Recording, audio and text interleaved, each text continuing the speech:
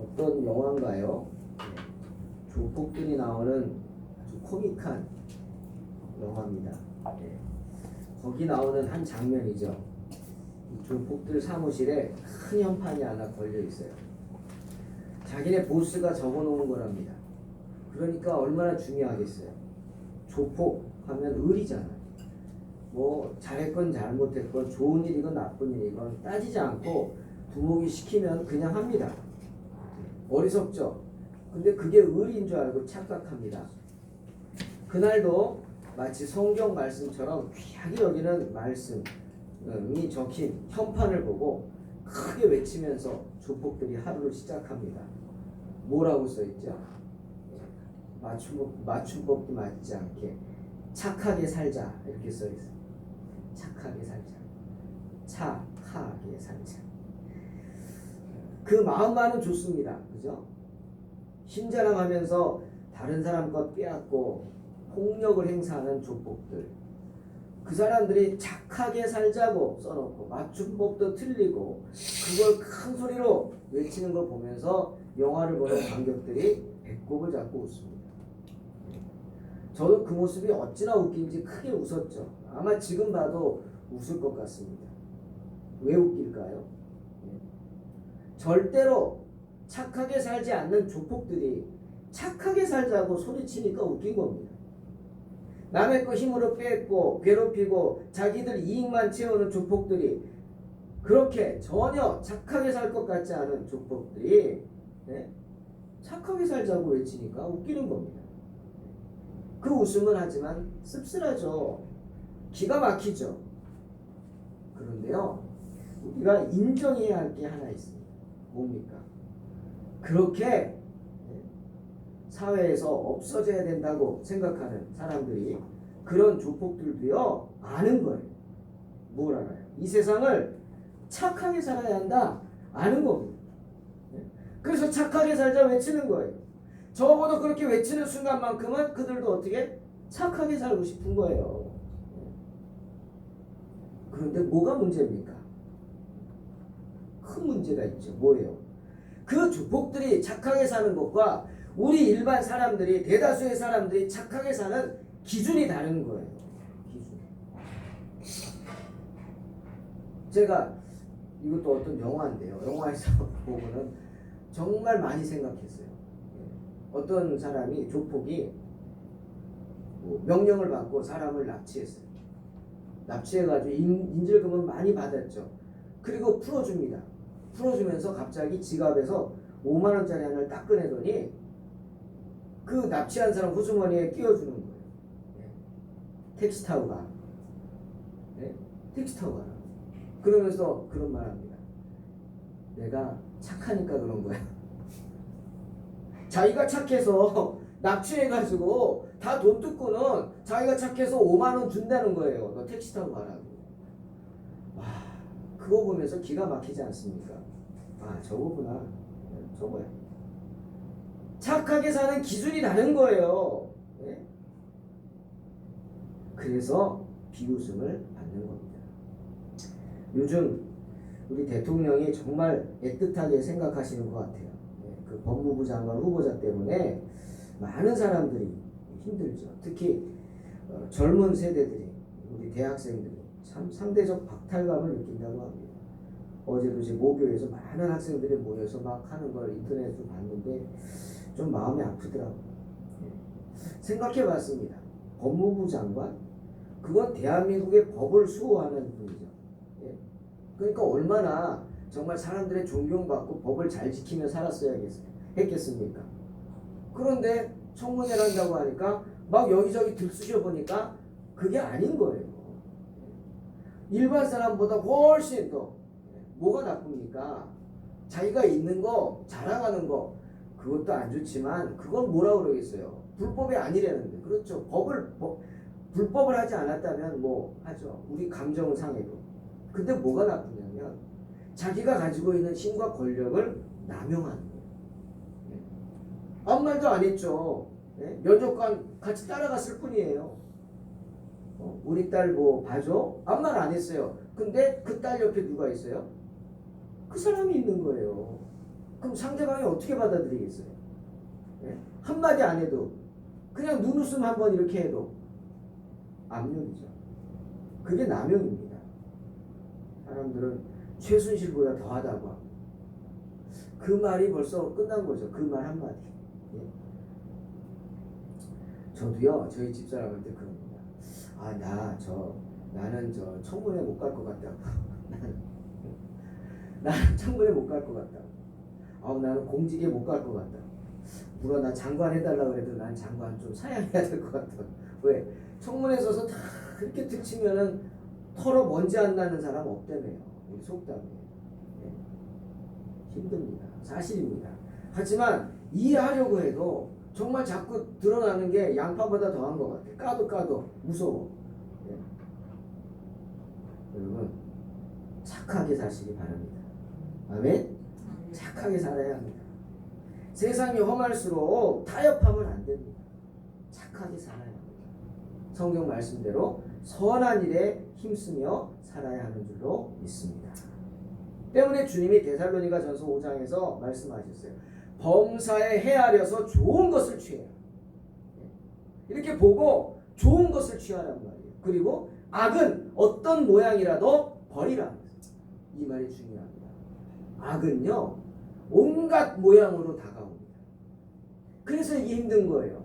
그래서 여러분 은사를 달라고 그럴 때 영분별의 은사 달라고 그러잖아요. 이게 정말 중요합니다. 오늘날 우리에게. 다른 은사보다 저도 기도하는 거예요. 영분별의 은사를 달라. 저 영이 나쁜 영인지 좋은 영인지 구분을 할 수 있는 그런 은사를 달라고 기도합니다. 악은요 어떤 모양으로도 우리에게 다가옵니다. 그리고 그냥 한번 눈 감아 타협하게 만듭니다. 그 순간 우리는 끝나는 거예요. 오늘 본문에서 말하잖아요. 선한 일을 행한 자가 생명의 부활로 간다. 악한 일을 행한 자는 어디? 심판의 부활로 간다. 이게 결론입니다. 사랑하는 성도 여러분, 지난 시간 어떻게 살아오셨어요? 제가 그랬다고요. 나는 청문회 못 나갈 것 같다고. 저도 한 50여 년을 살았지만 그래도 나름대로 착하게 살라고 애를 썼지만 왜? 하나님께서 내 안에 목사가 될 마음을 주셨으니까 악하게 살기는 힘들잖아요. 그래서 나름대로 했지만 그래도 이런 생각해봐요. 내가 밖에 나가서 전도할 때마다 그런 도전 받아요. 혹시 나 아는 사람 만나면 나를 보고 저런 사람이 전도하냐? 그러면 상처받으면 어떨까? 착하게 삽시다 얘기했는데 사람들이 딱 쳐다보고 너나 잘하세요. 그러면 어떨까? 겁이 나는 거예요. 비난하면 어쩌지? 겁이 나죠. 지난 시간들 보니까 부끄러운 게 많아요. 그럼 또 한편으로 생각합니다. 세상에 부끄럽지 않은 사람이 어디 있겠어요? 다 죄인 아닙니까? 왜? 예수님을 십자가에 못 박은 죄인이죠.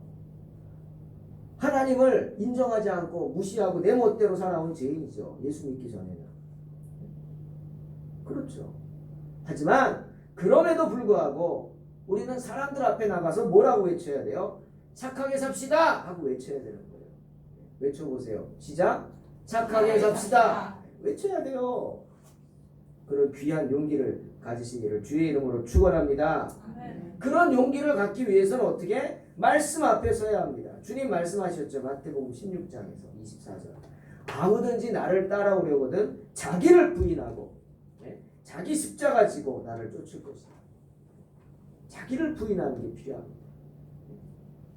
저 사람이 나를 어떻게 생각할까? 내가 이것도 해야 되는데 나 저것도 가져야 되는데 열심히 돈 벌어서 할 것도 많은데. 그런데 여러분 열심히 돈 벌어서 정말 노후를 다 준비했어요. 그래가지고 이제 노후를 즐겁게 살려고 하는데 하나님이 부르시면 어쩔 거예요? 그런 생각 하십니까? 하나님 부르시면 어쩔 거냐고요. 하나님 잠깐만요 그러고 안 가요? 그럴 수 없잖아요. 어리석은 겁니다. 노후를 준비하지 말라는 게 아닙니다. 준비를 하시되 하나님 안에서 하시기를 주의 이름으로 축원합니다. 나를 부인하려면 먼저 내 자신을 돌아보고 내 죄를 회개해야 합니다. 회개가 뭡니까? 회개란 말 그대로 잘못을 뉘우치는 거예요. 뉘우치기만 하면 안 됩니다. 고쳐야 합니다. 예? 담배 끊어야지. 그러면 끊어야 되죠. 근데 담배 끊어야지 한 달만. 그러면 아니잖아요. 술 끊어야지. 끊어야죠. 알코올 들어간 건 입에도 대지 말아야죠. 그런데 어떻게? 1년만 있다가 또 먹지 뭐. 건강 좀 나아지면. 그거는 아닙니다. 회개도 똑같은 겁니다. 내가 뭘 잘못했어요? 그럼 끊어야 됩니다. 이제. 제가 회개 얘기할 때 항상 기차 얘기합니다. 대전에서 기차를 탔어요. 서울 가려고. KTX 탔어요. 근데 좀 있다가 뭐가 나와야 돼요? 뭐 동탄 나와야 되잖아요. 천안 나와야 되는데 갑자기 저 대전에서 탔는데 대구가 나옵니다. 어떻게 된 거예요?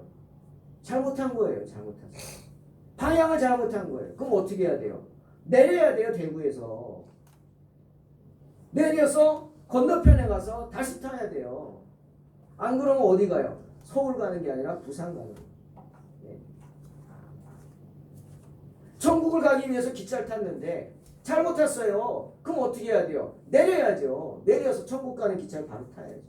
안 그러면 지옥 가니까. 그게 회개입니다. 내가 잘못했다고 이게 아닌데 싶으면 그 자리에서 그 기차를 내려야 돼요. 그 자리에서 돌아서야 돼요. 그게 회개입니다. 어떻게 해야 돼요? 결단해야 돼요. 그냥 일어나기 귀찮아. 힘들어. 그냥 가지 뭐. 그냥 가면 그냥 가는 거예요. 지옥으로.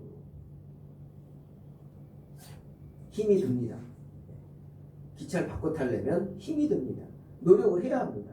회개하려면 힘이 들어요. 노력해야 돼요. 힘쓰고 애써야 되는 겁니다. 하지만 주님은 그 모습을 보십니다. 할 수 없다고요? 아니요. 할 수 있습니다. 왜? 제가 제일 좋아하는 말씀이에요. 빌립보서 2장 13절. 너희 안에서 행하시는 이는 하나님이시니 자기의 기쁘신 뜻을 위하여 너희로 소원을 두고 행하게 하신다. 전 너무 좋아하는 말씀이에요. 내 안에 소원을 두고 계신 분이 누구예요? 내가 아니에요. 부모님? 아니요. 하나님이세요. 할렐루야. 하나님이 나에게 소원을 두고 있다니까요. 하나님이 나에게 소망의 씨앗을 심었다고요. 그러면 심은 분이 어떻게? 성경에 뭐라고 그랬어요? 자라게 하신다고요. 네? 바울이 그러잖아요. 아니 나는 자라게 한 게 아니야. 나는 물을 줬을 뿐이야. 자라게 하시는 이는 누구예요? 하나님이세요. 어떤 분이 그래요. 목사님 화초를 잘 키우신대요. 근데 난 물 열심히 주는데 왜 죽죠? 그래요. 네? 물을 안 줘도 죽고요. 물을 많이 더 죽어요. 화초는. 그래서 제가 그랬어요. 저분들은요. 화초가 아니라 우리 동탄소망교회 교인분이에요. 그랬어요. 교인처럼 생각한다고 하나하나를. 네? 마음이 가야 합니다. 사람이나 동물이나 식물이나 뭐가 가야 돼요? 마음이 가야 합니다. 내 마음이 가야 돼요. 그냥 한편에 놔두고 이거 물 줘야지 생각나면 물 주고. 아닙니다. 항상 돌아보고 항상 사랑해주고 관심을 가져줘야 잘하는 겁니다. 하나님은 우리에게 그렇게 하세요. 그냥 이 세상에 태어났으니까 네가 알아서 살아. 네가 알아서 잘해. 나 분명히 말했어. 경고했어. 이대로 안 하면 넌 끝이야. 지옥 가. 라고 하시는 분이 아니란 말이죠. 여러분 난 자녀를 그렇게 합니까? 다 키웠어. 네가 알아서 커. 라고 하지 않죠. 끝까지. 부모님들 끝까지. 네. 우리 어머니 오늘도 저 집 월세 내라고 집어주시더라고요. 네. 얼마나 죄송하고 감사합니까? 네. 이 나이에 부모님한테 용돈 받아 쓴단 말이에요. 네. 그게 부모님이에요. 하나님은 오죽하시겠어요? 하나님 그냥 놔두세요? 하나님도 끝까지 봐주십니다. 끝까지. 우리에게 소원을 주시고 잘해라. 잘할 거야. 넘어지면 일으켜주고 다치면 고쳐주고 낙심하면 실망하면 다시금 힘을 주시고 할렐루야. 하나님은 우리에게 그렇게 하시는 분이시다. 성령이 그렇게 하는 거예요. 내가 그런 선한 마음을 품는 순간 야, 내가 잘못 가고 있어. 이거 돌이켜야지. 라고 하는 마음을 품는 순간 내 다리에게 굳건한 힘을 주시고 내 마음에 굳건한 의지를 주셔서 그 길을 벗어나서 하나님 기뻐하시는 길로 가시게 하실 줄로 믿습니다. 품으시기 바랍니다. 마음을 품으세요. 성경은요 곳곳에서 말세의 징조를 말하십니다. 제가 보니까 말세라는 말이 성경에 8군데 나옵니다. 그리고 그 말세라는 말 속에서 구체적인 징조가 나와요. 말세 어떤 일이 있느냐? 정치, 도덕, 풍속 이게 아주 쇠퇴해서 끝판이 다 된 세상을 말세라고 한다. 국어사전에 말하고 있어. 우리 교회에서는 뭐라 그래? 기독교에서는 예수님이 탄생하시고 다시 재림하시는 그 시간, 그 세상, 그 시간 안에 세상이 마지막이 말세예요. 근데 징조가 있다는 거예요. 먼저 신명기 31장 29절에서 모세가 이스라엘 백성들에게 말합니다. 말세에는 스스로 부패하게 됩니다. 사람들이 부패해. 말씀을 떠나. 그래서 하나님 앞에 악을 행해. 그 악한 일을 행하기 때문에 하나님이 화가 난다는 거예요. 하나님을 화나게 하는 일이 많아질 것이다. 여러분 어떠세요? 얼마 전에 뉴스 보고 저는 막 화가 났어요. 막 부글부글 화가 나는데 뭐 어떤 기사였냐면 탈북한 모자가 벌건 대낮에 서울 한복판에서 굶어 죽었어요. 보셨죠? 6살짜리 애하고 젊은 엄마하고 아파트에서 굶어 죽었어요. 집에 먹을 게 하나도 없대요. 고춧가루만 조금 있었대요. 고춧가루. 그리고 화면을 비춰주는데 성경책이 보이는 거예요. 성경책. 그 일부러 성경책을 비춰줬을까 싶기도 하지만 아무튼 그 성경책이 보인다. 그 말은 뭐예요? 그들에게 복음이 전해졌다. 교회를 나갔다는. 제가 잘 알지 못하고 한다면 용서하시고. 뭐 있어요? 처음에는 저 동사무소에서 뭐 했지? 공무원들 뭐 했지? 이 나라에서 무관심했구나. 그런 걸로 화가 났는데 나중에 성경책을 보면서 창피했어요. 교회가 뭐 했지? 그 생각이 제일 먼저 든다. 그런 기막힌 일들이 말세에 많아진답니다. 또 고린도전서 10장 보니까 바울이 말세에 대해서 말합니다. 고린도 교회에 경고하고 있어요. 말세에는요 우상 숭배가 심해집니다. 여러분 우상이 불상만 말하는 게 아닙니다. 내가 하나님보다 더 귀하게 여기는 게 다 우상입니다. 나로 쩔쩔매게 하는 게 우상입니다. 나로 주의를 못 지키게 붙잡는 게 우상입니다. 여러분 나 누구 때문에 교회 못 가? 그러면 그 누구가 우상이 되는 거예요. 나 뭐 때문에 교회 못 가? 그러면 그 뭐가 우상이 되는 겁니다. 여러분이 각자 생각하십시오. 돈이 될 수도 있고 물질이 될 수 있고 가족, 자녀, 취미생활, 건강, 아름다움 뭐든지 하나님보다 더 내 마음을 빼앗는 게 우상입니다. 그런데 그런 게 많아진다는 거예요. 그리고 또 하나 말세에는 성적으로 문란해집니다. 성적인 타락이 있습니다. 그리고 또 주님을 향한 원망이 많아진대요. 그리고 주님을 시험하는 일들이 많아집니다. 하나님이 계신가 안 계신가? 요즘 막 난리죠 세상이. 동성애 때문에 옹호하는 사람들 때문에. 정말 말세가 다가오는구나 싶습니다. 어젯밤에 집에서 교회로 걸어오는데 아파트 단지 앞에 편의점 있잖아요. 저쪽 나오는데 한 15분 좀 걸어 나왔나? 그 여자분 3분이 이렇게 술을 마시면서 막 떠들고 있어요. 12시가 다 돼가는 시간에 막 떠드니까 막 울려서 다 들리잖아요. 저 옆을 지나가는데 내가 들으려고 들은 게 아니에요. 소리 지르는데 어떻게 안 들어? 내가 귀가 뚫려 있는데. 집안 이제 자기 얘기하는 거예요. 부부들 얘기하면서. 그래서 어떤 분이 아이를 가졌나 봐요. 그때 옆에 있는 친구가 뭐 그런 놈의 아이를 낳냐고 낳지 말라고 막 그러는 거예요. 기가 막히더라고요. 임신한 사람한테 왜 아이 낳냐고 낳지 말라고. 그러니까 또 앞에 있던 사람이 막 술주정한 소리 내는 거예요. 난 절대로 애 안 낳아. 못하는 애를 안 낳아. 근데요 등골이고 싹 하더라.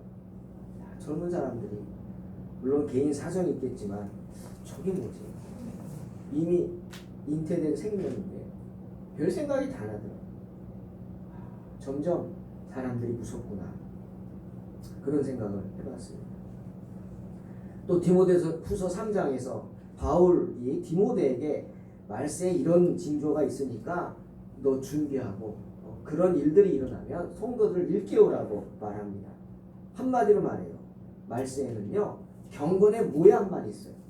경건의 능력은 나타나지 않는데 이게 무슨 말일까? 예를 듭니다. 전쟁이 벌어져서 군인에게 총을 줬어요. 요즘 총의 성능이 아주 좋죠. 그런데 그 군인이요 훈련을 못 받아가지고요 이 총을 어떻게 사용하는지 모르는 거예요. 그러니까 여러분 생각해 보세요. 전쟁이 나서 총을 쏴야 되는데 어떻게 쏘는지 몰라가지고 이 총을 막대기처럼 사용하는 거예요. 막대기처럼. 네. 총을 쏘는 게 아니라 막대기 가지고 싸운다는 겁니다. 안 되면 집어 던지겠죠. 얼마나 기가 막힌 얘기입니까 이게. 그런데 그렇다는 거예요. 경건의 모양은 모양만 있고 능력이 없어요. 우리가 기도할 수 있는데 기도의 검을 가지고 있는데 기도를 어떻게 하는 건지 몰라. 기도를 해보질 않았어. 그래가지고 쓰지 못하는 거예요. 좋은 칼을 가지고 쓰지 못하고 다른 사람 칼에 맞아 죽는 꼴이에요. 기가 막히죠. 말세에 그렇다는 거예요. 성도들이 세상 유혹에 빠져서 하나님의 말씀을 알기만 하고 믿지 못해서 실천하지 못한다는 거예요. 실천하지 않기 때문에 훈련이 안 되는 거예요. 왜 훈련합니까? 만약의 사태에 대응할 수 있게 하기 위해서 훈련하는 거 아닙니까? 훈련을 열심히 받은 사람은요 죽지 않습니다. 전쟁에서 살아납니다.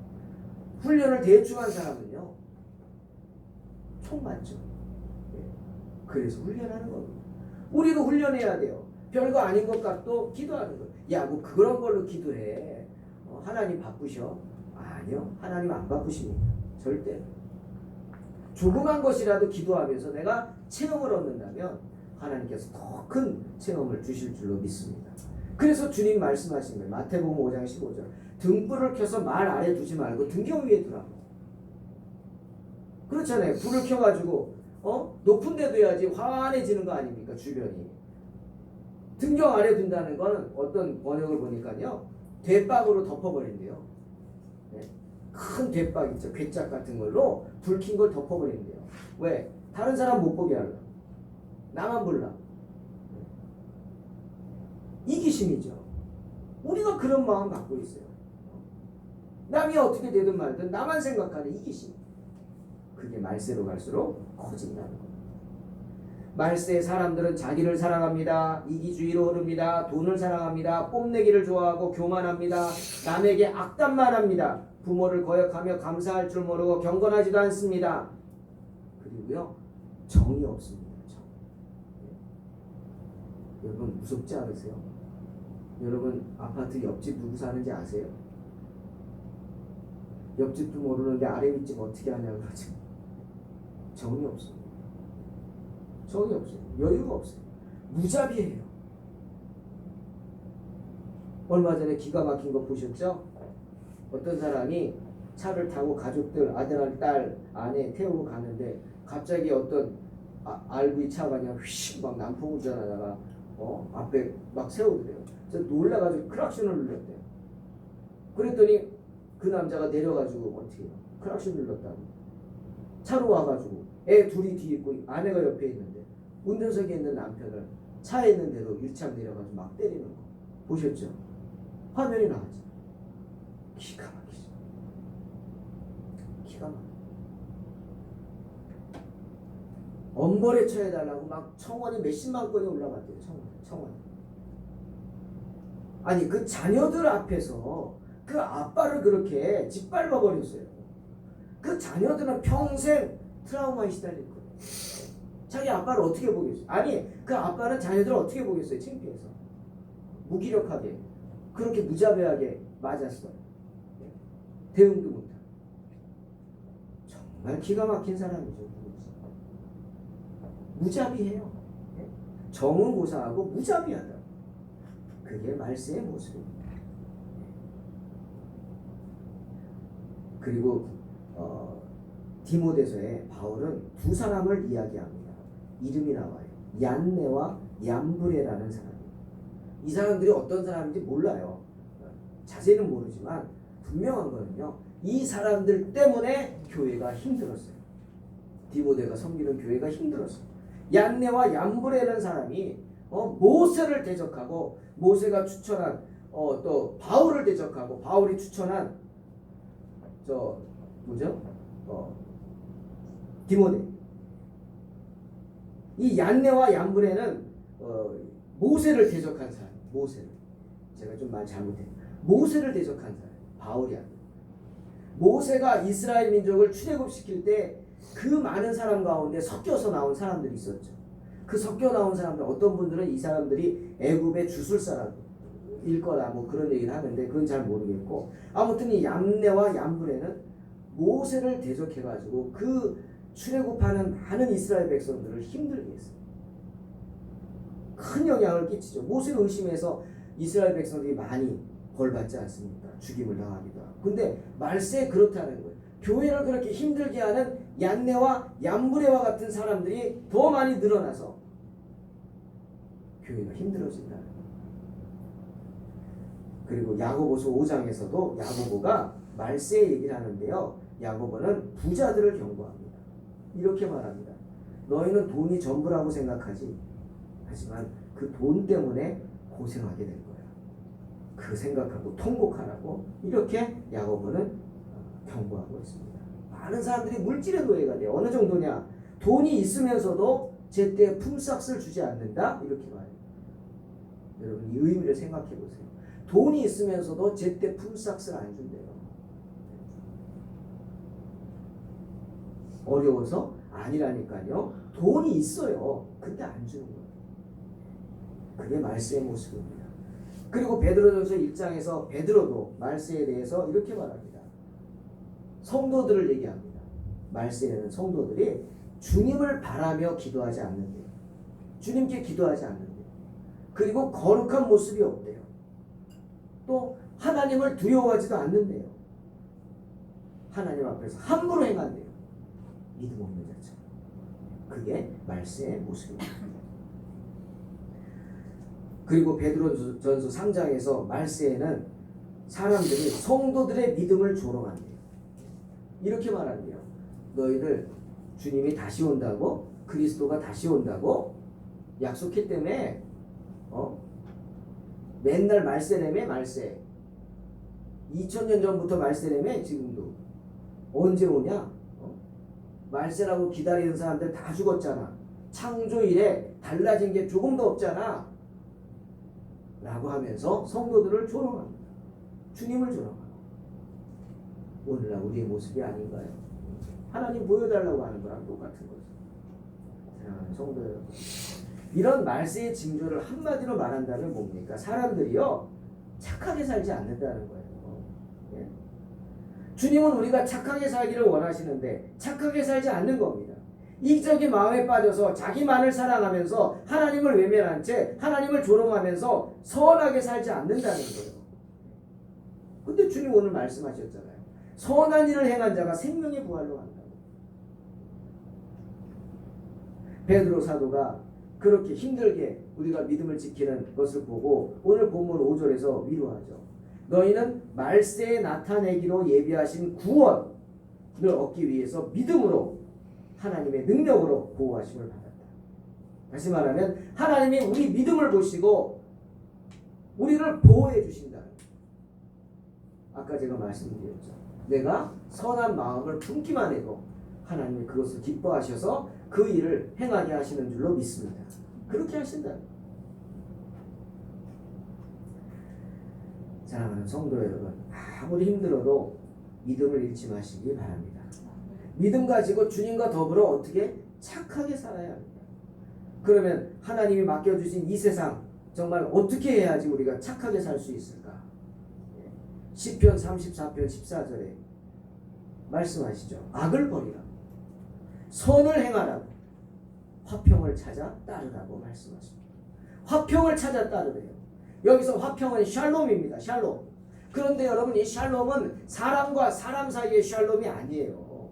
누구랑 화평하라고요? 하나님하고 화평하라는 거예요. 하나님. 창조주 하나님과 샬롬의 관계를 맺어야 된다는 거예요. 매 순간순간마다 내가 하나님과 어떻게 화평하게 살까? 내가 어떻게 해야 하나님을 기쁘시게 할까? 그거죠. 내가 어떻게 해야 하나님을 기쁘시게 할까? 그거 고민하는 거예요. 그렇게 살아야 된다는 거예요. 예? 방법이야 많이 있을까요? 사람들과의 관계는 많이 있죠. 여러분 친구들하고 만나면요. 주기적으로 친구들하고 만나시면 얻어먹지만 마시기 바랍니다. 그죠? 가끔가다 밥을 사세요. 얻어먹기만 하면 싫어하더라고요. 나도 한번 내야지. 그죠? 그래야 친구가 생깁니다. 얻어먹기만 하고 끼어들기만 하면 친구 잃어버리죠. 그리고 만나면 어떻게 해야 돼요? 좋은 말만 하세요. 다른 친구 막 비난하지 말고요. 왜? 내 앞에서 누구 비난하면요. 그 사람은 어떻게 생각해요? 저는 누가 내 앞에서 누굴 비난하면 그 생각해요. 야, 저 친구 다른 데 가면 나도 욕하겠네. 그렇지 않아요? 누구를 비난하면요. 나도 비난받는 거예요. 그 사람한테. 그럼 가까이 하고 싶지가 않죠. 예? 좋은 말 하세요. 격려의 말 하시라고. 예? 그래야 친구가 없어지지 않습니다. 그러면 하나님께는요. 내가 밥 사드릴 수도 없고 어떻게 해야 될까요? 한 가지 방법이 있어요. 하나님의 권위를 세워드리는 거예요. 하나님의 능력을 인정해 드리는 거예요. 인정하세요. 뭘? 하나님이 이 땅에 세우신 하나님의 그 창조 질서 그걸 따라주는 겁니다. 아멘? 하나님의 세우신 창조 질서를 따라주는 것이 우리가 하나님과 화평할 수 있는 길이에요. 깨지 마세요. 하나님은 이 세상을 만드실 때 질서 있게 만드셨죠. 새는요 하늘을 날게 하셨어요. 물고기는 바다에 살게 하셨어요. 다시 말하면 날지 못하는 건 새가 아닙니다. 물에 살지 않는 건 물고기가 아니라는 거죠. 여러분 닭 보고 새라 그러십니까? 안 돼요. 그건 아니에요. 닭은 닭이에요. 닭은 새가 아니에요. 날개가 있다고요? 날지 못하잖아요. 네. 인정하시라고요. 왜 자꾸 날지도 못하는 닭을 보고 새라고 합니까? 그렇게 되면은 하나님을 무시하는 거예요. 네. 하나님이요 남자를 만드셨어요. 넓은 가슴과 근육과 적합한 구조로 남자를 만드셨어요. 하나님이요 여자를 만드셨어요. 가슴을 만들고 자궁을 만들고 생명을 잉태할 수 있게 귀한 은혜를 능력을 주셨어요. 여자입니다. 그리고 남자가 부모를 떠나 그 아내와 연합하여 둘이 한 몸을 이룰지로다 하면서 결혼에 대해 말씀하셨어요. 결혼은 남자와 여자가 하는 거예요. 이게 하나님이 세우신 질서예요. 창조 질서. 그런데 왜 자꾸 그걸 깨려고 그럽니까? 그래서 문제가 되는 거예요. 모습이 조금 여성스럽다고 생각하는 거나 성품이 조금 여성스럽다고 그 남자가 여자입니까? 아닌 거예요. 좀 여성스러운 거지. 우리의 문제입니다. 이번에 경기도의회 우리의 이 경기도에서 동성애를 합법화하는 성평등 조례안을 통과시켰대요. 참 문제입니다. 이제 온 교회가 야단입니다. 오늘도 오후에 뭐 시청에서 집회한다고 막 오라고 난리가 났죠. 우리 분위기가 요즘 이래요. 예전에는 안 그랬는데 제가 놀란 게요. 얼마 전에 텔레비전을 봤어요. 잠깐 보는데 우리말 퀴즈라는 거 있는 거 아시죠? 우리말 퀴즈 막 보니까 그때도 5분의 커플이 나와서 이렇게 부부들이 나와서 막 맞추는 거예요. 근데 내 부부는 내 팀은 부부인데 한 팀이요 남자 2분이 나온 거예요. 나이 지긋한 2분. 근데 그거 보는 순간 갑자기 제 마음속에 뭐예요? 동성애자인가? 그 생각이 나는 거예요. 네. 예전에 같으면 친구들끼리 나갔나 보다 이럴 텐데 요즘 분위기가 하도 그러니까 그거 보는 순간 나도 모르게 갑자기 동성애자인가? 이 생각이 나는 거예요. 문제죠? 문제예요. 이제는 막 남자끼리 손잡고 다니도 안 되고 여자끼리 손잡고 다니도 안 되고 남자들끼리 막 어깨동무하고 다니다. 이래도 안 되는 거예요. 이래도 안 돼요. 잘못되든 말든 자기들이 선택한 건데 자유의사인데 뭘 그러냐고 그냥 놔두라고 그러실 겁니까?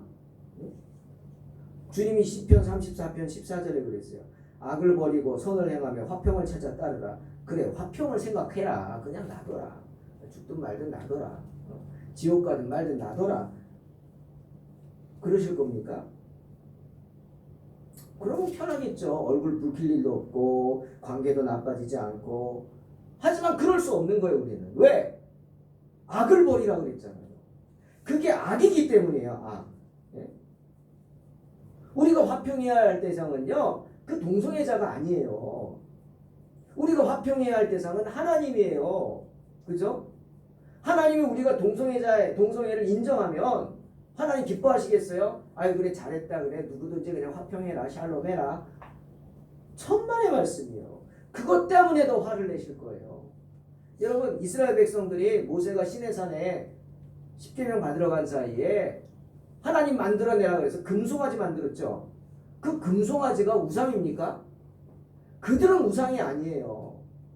자기들을 출애굽시킨 하나님이라 그랬어요. 그죠?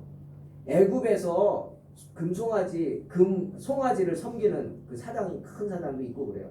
그런데 분명히 성경에 보면 이스라엘 백성들이 아론이 금송아지 만들어 오자 뭐라 그랬어요? 자, 이게 너희를 애굽에서 인도한 하나님이다. 홍해 바다를 가르고 온갖 기적을 일으킨 하나님이다 그랬어요. 우리가 보면 기가 막히지만 그들은 그게 하나님이란 말이에요. 잘못된 거죠. 잘못된 거. 하나님이 기가 막혔잖아요. 그거 보고. 그래서 어떻게 했어요? 레위 족속 시켜서 죽여버려 그랬잖아요. 그래서 많은 사람들이 죽임을 당했잖아요. 아니요. 우리가 화평해야 할 대상은 사람이 아니에요. 하나님이세요. 하나님. 하나님 말씀하셨어요. 레위기 20장 13절 누구든지 여인과 동침하든 남자와 동침하면 둘 다 가증한 일을 행함인즉 반드시 죽일지니 자기 피가 자기에게 돌아가리라. 분명히 말씀하시면서 하나님의 뜻을 말씀하셨어요. 내 창조 질서를 깨는 사람은 다 죽여버리라고.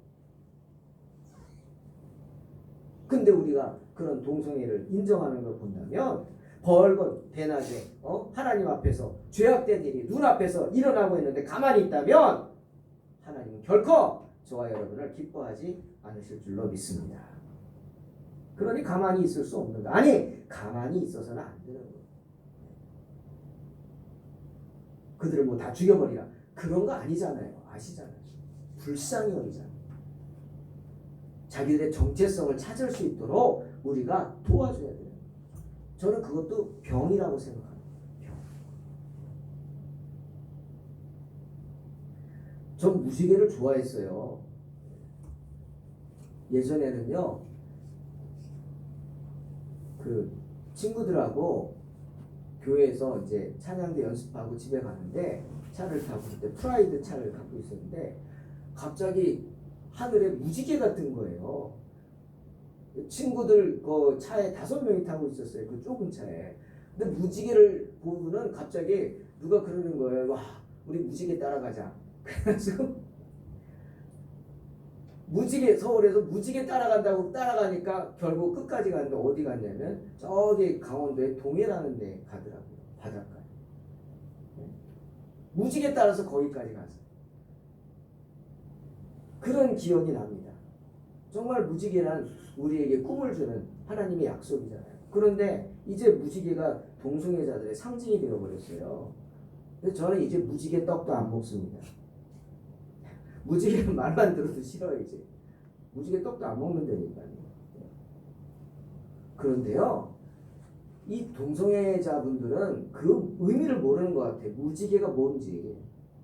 그냥 자기들의 꿈, 자기 꿈이 뭐예요? 이 세상에 동성애를 인정하는 나라가 되는 게 자기들 꿈이죠. 그래가지고 꿈이라고 이렇게 무지개를 그 꿈이라는 의미에서만 사용하는 것 같은데, 아니 여러분 무지개의 의미를 잘 생각하세요. 무지개를 누가 누구에게 보여주셨어요? 처음에 하나님이 노아에게 보여주셨죠. 언제 보여주셨어요? 이게 중요해요. 언제?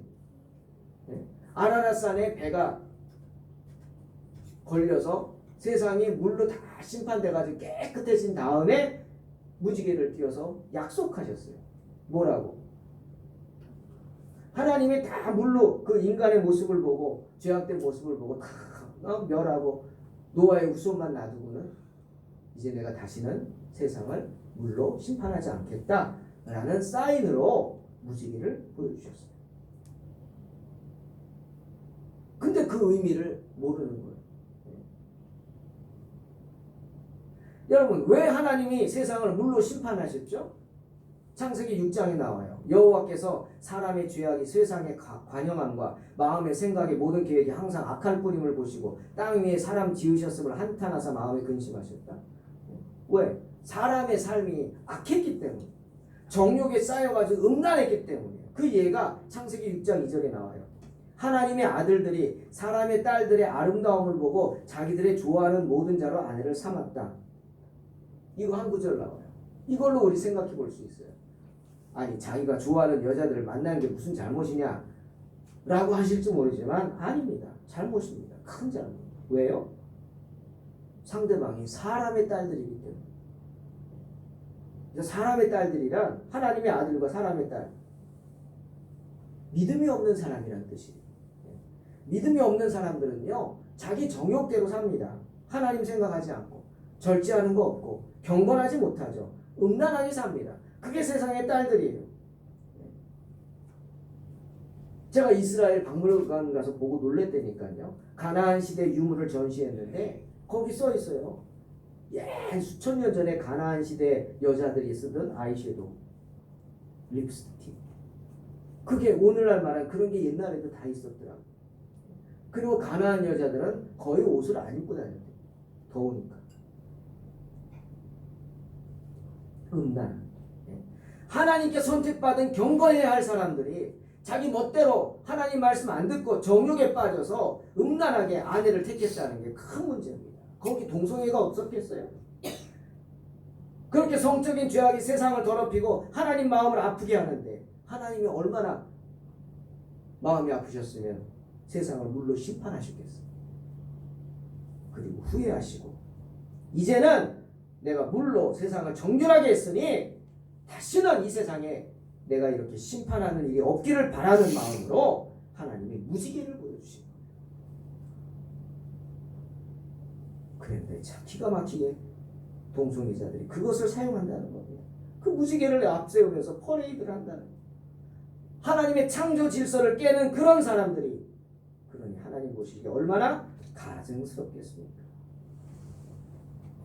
사랑하는 성도 여러분, 남자는 남자다워야 하고요, 여자는 여자다워야 합니다. 물이 높은 곳에서 아래로 흘러가죠. 그런 겁니다. 똑같은 겁니다. 겨울은 추워야죠. 여름은 더워야죠. 아무리 더워도. 나이가 들면요, 주름도 생기고 늙는 거예요. 눈도 안 보이고 막 그러더라고요. 그런 다음에 어떻게 돼요? 죽겠죠. 나는 안 죽는다 생각하지 마십시오. 어리석습니다. 모든 사람들은 죽습니다. 하지만 그 죽음을 어떻게 맞이하느냐가 다르겠죠. 그것이 주님이 만드신 창조의 질서입니다. 우리는 하나님이 세우신 그 창조의 질서를 부인하지도 말아야 하지만 깨지도 말아야 합니다. 그래야 주님과 샬롬의 관계, 화평의 관계를 맺을 수 있는 겁니다. 그래야 우리가 착하게 살 수 있는 거예요. 사랑하는 성도 여러분, 아모스는 말합니다. 5장 14절. 너희는 살기 위하여 선을 구하라. 악을 구하지 말라. 악을 구하지 않는 사람은요, 악한 일하고 타협치도 않을 뿐 아니라 이 세상이 그런 악으로 물드는 것을 지켜보고만 있지도 않습니다. 때문에 우리가 싸워야 되는 거예요. 잘못된 것은. 동성애가 잘못됐다고 말해야 되는 거예요.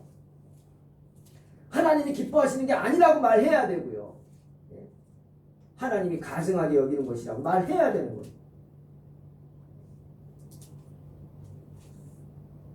잠언 11장 27절. 선을 간절히 구하는 자는 은총을 얻으려니와 악을 더듬어 찾는 자에게는 악이 말이야. 우리가 무엇을 찾고 무엇을 구하느냐에 따라서 천국과 지옥이 결정됩니다. 주님 그랬죠. 너희 믿음대로 되라. 우리가 생각하고 구하는 대로 되는 줄로 믿습니다. 그러니까 좋은 생각하면 좋은 일을 하게 되는 거고 나쁜 생각하면 나쁜 일을 하게 되는 거고.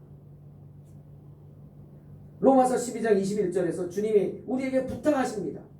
악에게 지지 말고 선으로 악을 이기라. 악에게 지지 않는 방법은 하나밖에 없어요. 선을 행하는 거예요. 하나님이 세우신 하나님의 창조 질서 인정하고 그 창조 질서를 깨려고 하는 악의 무리들과 담대히 싸우시기를 주의 이름으로 축원합니다. 그게 바로 착하게 사는 일입니다. 베드로가 우리에게 권면하죠. 베드로전서 3장 17절에 선을 행함으로 고난받는 것이 하나님의 뜻일진데 악을 행함으로 고난받는 것보다 나으니라. 여러분 선을 행해도 고난을 받는데요.